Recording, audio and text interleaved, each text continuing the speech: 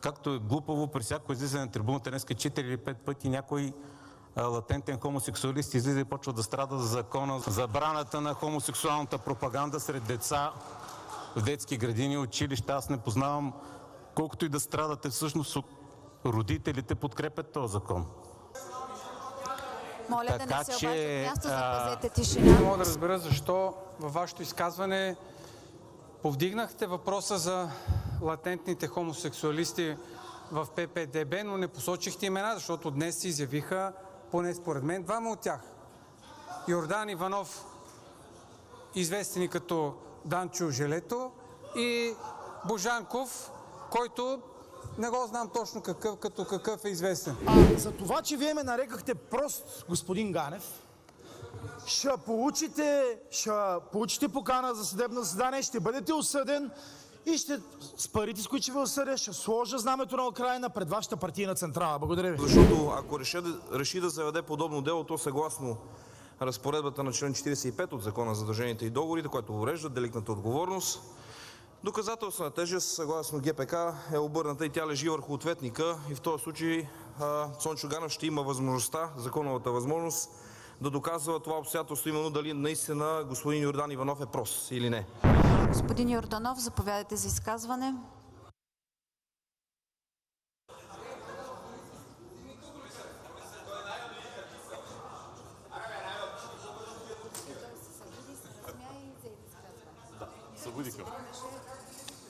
Благодаря, госпожо председател. Колеги, ние от „Има такъв народ“ ще подкрепим предложението на БСП на първо четене.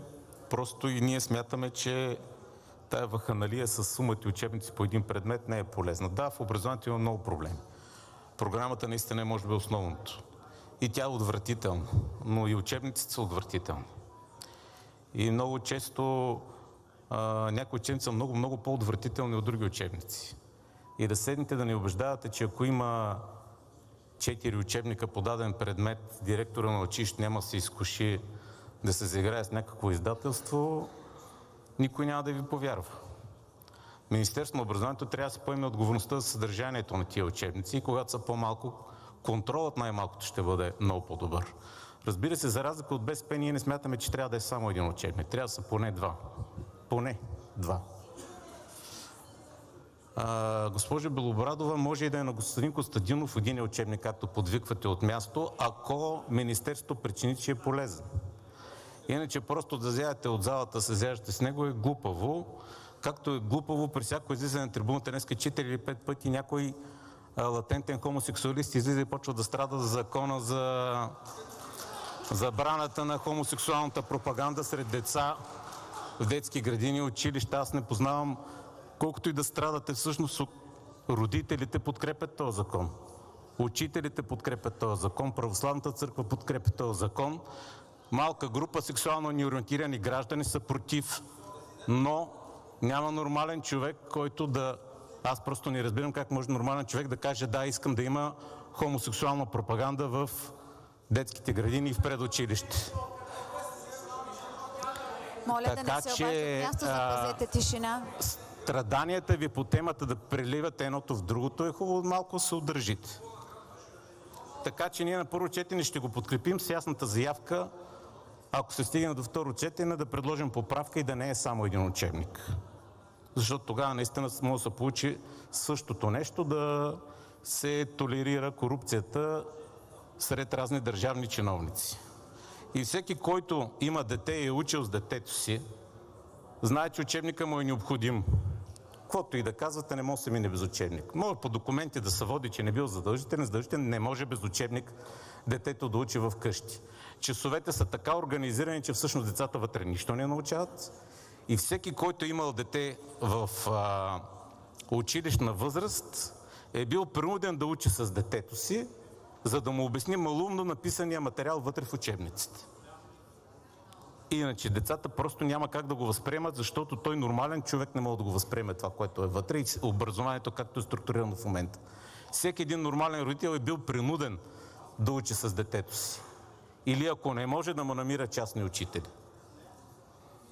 Това е една от малкото стъпки, които трябва да предприемем с намаляване броя на учебниците, включително с всички останали неща.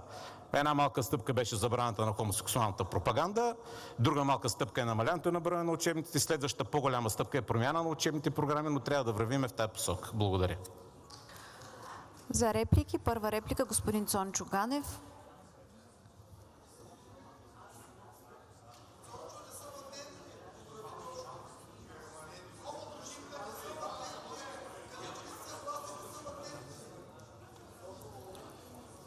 Господин Йорданов, аз не мога да разбера защо във вашето изказване повдигнахте въпроса за латентните хомосексуалисти в ПП-ДБ, но не посочихте имена, защото днес се изявиха, поне според мен, двама от тях. Йордан Иванов, известен като Данчо Желето, и Божанков, който не го знам точно какъв е известен. Бъдете конкретен, като говорите за латентни хомосексуалисти. Цялото ми уважение към тях. Така или иначе, те имат представителство в парламента.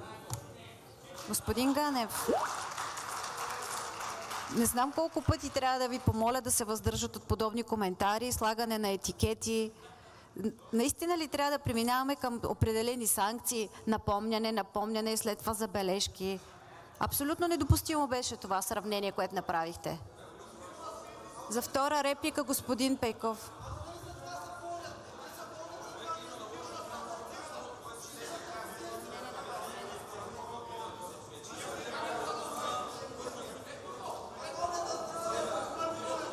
Колеги, моля да запазите тишина и да се успокоите. Разглеждаме законопроект за предучилищно и училищно образование. Имайте малко уважение към материята. Колеги, запазете тишина. Играли сме го това, дето държавата знае най-добре. Играли сме го. В продължение на 45 години сме го играли. Бяхме всички убедени. И ние като деца бяхме убедени, защото така ни наливаха в главата. Защото имаше един учебник. Трябва да има една медия, трябва да има една фабрика за бира, тя трябва да е държавна, защото частника не знае, може да налее нещо лошо. Една телевизия не може да има такива 7, 8, 7, 9, 12, 6, една. Всичко да е по едно. Нали разбирате колко абсурдно е това? Това е посоката, в която вие ни теглите. И не е случайно, че партиите, които представителите на партиите, които имат тежнения към изтока, към Русия, към единоначалието, са тези, които се изказват в полза на един учебник. Плурализма е фундамент на демокрацията. Искам само да ви кажа, че аз съм възпитаник на първия випуск на Американския университет в България, който беше едно много младо и шантаво учебно заведение. Но нещо, което имаше вътре, беше плурализъм. Когато попитах един от моите преподаватели, коя е най-голямата разлика между един българин на тази възраст и един американец, той каза, българите по принцип знаят много повече факти. Знаят Хан Крум, кога е отсекал главата на Никифор, битката при това, при онова. Много знаят. Сравниш ги с американците, американците изглеждат много необразовани. Събереш ли ги в група да решават проблеми, българите са напълно неспособни. Американците се справят. Ето това е ключа към образованието. Способността да мислиш. Способността да тълкуваш и да, българските класици също трябва да бъдат тълкувани. Всичко трябва да бъде тълкувано. Това е ролята на учебника. Плурализма е това, което дава тази възможност. Мислете малко преди да говорите. И то е въпрос и на житейски опит. Това нещо. Много ви благодаря. Трета реплика има ли? Не виждам. Господин Йорданов за дуплика. Кой иска трета реплика? Нямат време.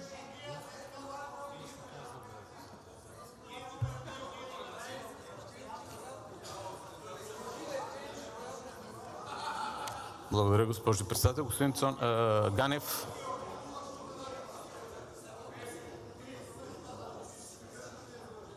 господин Ганев, не ги посочвам поименно, да не им давам повод да излизат на лични обяснения, но цялата зала ги знае. И те реагират толкова бурно, че само дет не разнасят знаме над главата. Сега съм такъв. Сега, що се отнася до господин Манол Пейков, преди да излезете да говорите, слушайте и мислете с тая глава. Казах, че сме против един учебник.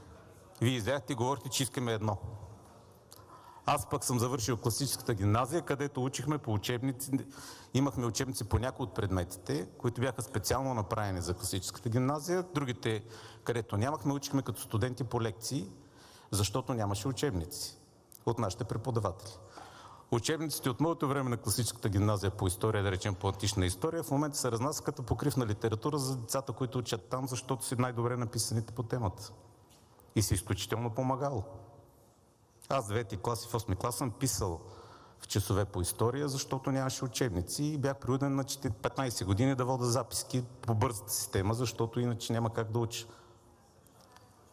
Учебникът е много добро помагало, когато е добър. Не сме казали, и пак ще ви повторя за вас, защото явно не мога да слушате. Ние ще ги подкрепиме на първо четене БСП, защото трябва да се намалят по принцип тая безумна бройка на учебниците. Дали ще са 2 или 3, това ще го решиме между първо и второ четене. А вие, доколко спомням, майки, ви има издателство и затова ли поскачате като... Не до... Да не казвам какъв от залата.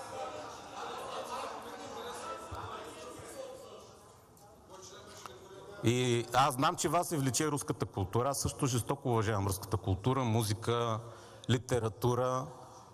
А вие сте, как да кажа, по-активни от мене, защото Ден Победа, и което е възхвала на руската червена армия, окупираща Европа, и я имам на много прекрасно изпълнение от вас.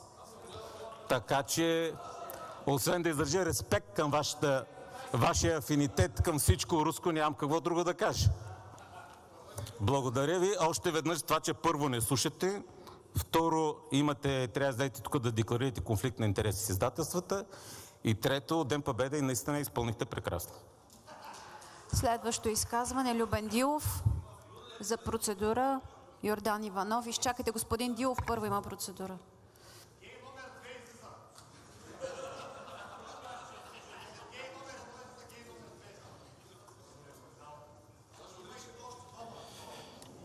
Госпожо председател, колеги, взимам умишлено процедура по начина на водене, а не лично обяснение, въпреки че ми беше споменато името, защото в духа на днескашната декларация, тази на Продължаваме промяната Демократична България, ето това искаме да кажем, че тази ваша толерантност трябва да приключи. Вие ръководите заседанието, Цончо Ганев си позволява неведнъж да обижда хора в тази зала. Виждаме всякакви изстъпления на Възраждане. Лично съм наричан 2 пъти с обидни квалификации от Цончо Ганев и вие само го плашите с забележка. Изхвърлете го за 3 дни от залата и ще му дойде акъл в главата. Изхвърлете го за 3 дни от залата. А за това, че вие ме нарекахте прост, господин Ганев, ще получите покана за съдебно заседание, ще бъдете осъден и с парите, с които ще ви осъдя, ще сложа знамето на Украйна пред вашата партийна централа. Благодаря ви. Благодаря ви, господин Дилов. Заповядайте за изказване.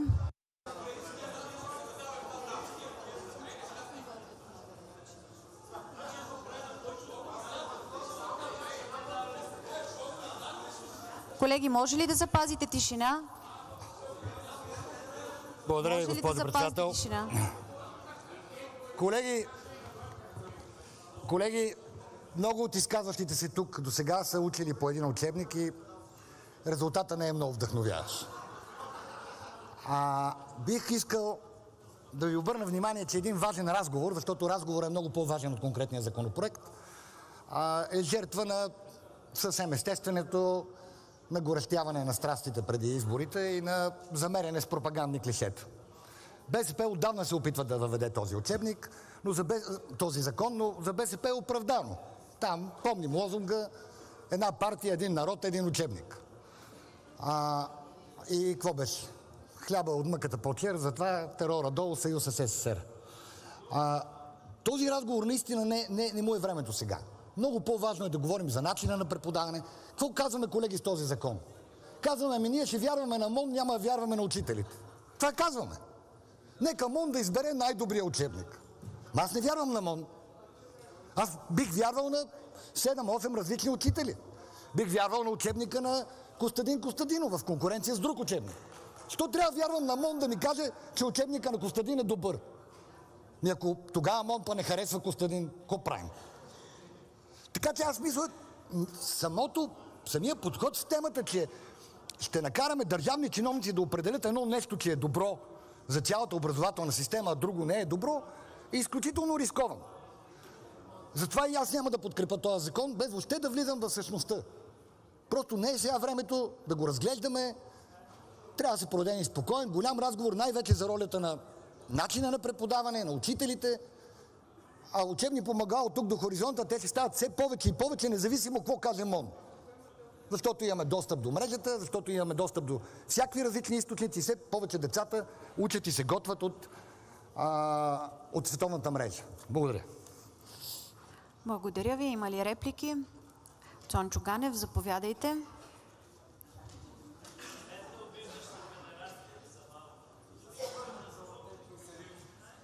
Господин Ганев. Господин Дилов, радвам се, че и вие, заедно с госпожа Белобрадова, кой друг? Божанков, лицето Божанков, повдигнахте въпрос в обществото, че доктор Костадинов е като автор на учебник, трябва неговия учебник да е за децата от 1 до 4 клас. Добро начало. Радвам се, че сте го чели учебника, запознали сте с децата си, на мнение сте, че може да стане това нещо и че децата трябва да се обучават именно по учебника на доктор Костадинов. Това е едно добро начало, както казваше един срамен председател на Народното събрание. Добър ден за българската демокрация. Други реплики има ли? Не виждам. Господин Дилов, желаете ли дуплика? Не желаете. Колеги, други изказвания? Заповядайте за процедура, господин Петров.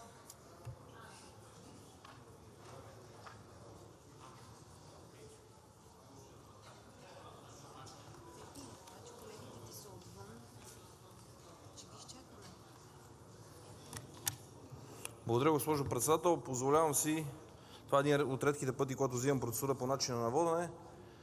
И я взимам не защото вие не знаете как да водите заседанието, напротив. Уважавам ви като практикуващ адвокат. Ние с вас сме адвокати. Народният представител Йордан Иванов и той също е адвокат. Процедурата ми към вас е свързана с заплахите от негова страна от тази трибуна, с съдебни дела за обида най-вероятно срещу Цончо Ганев. Моля ви, госпожо председател, тъй като и вие сте практикуващ адвокат в тази сфера, нещо, което съм имал възможност сега да се убеда, да обясните на адвокат Йордан Иванов и да охладите неговия ентусиазъм, защото ако реши да заведе подобно дело, то съгласно разпоредбата на член 45 от Закона за задълженията и договорите, който урежда деликтната отговорност, доказателствена тежест, съгласно ГПК, е обърната и тя лежи върху ответника и в този случай Цончо Ганев ще има възможността, законовата възможност, да доказва това обстоятелство, именно дали наистина господин Йордан Иванов е прост или не. Просто да му го напомните това нещо като колега, че просто ще даде възможност на ответника да използва тези неща и наистина и той да си наеме адвокат и да доказва дали наистина ищеца е прост или не. Благодаря ви. Господин Петров, не беше нужна процедурата ви. Всеки си знае правата и в тази зала, извън нея. Колеги, закривам разискванията и преминаваме към гласуване.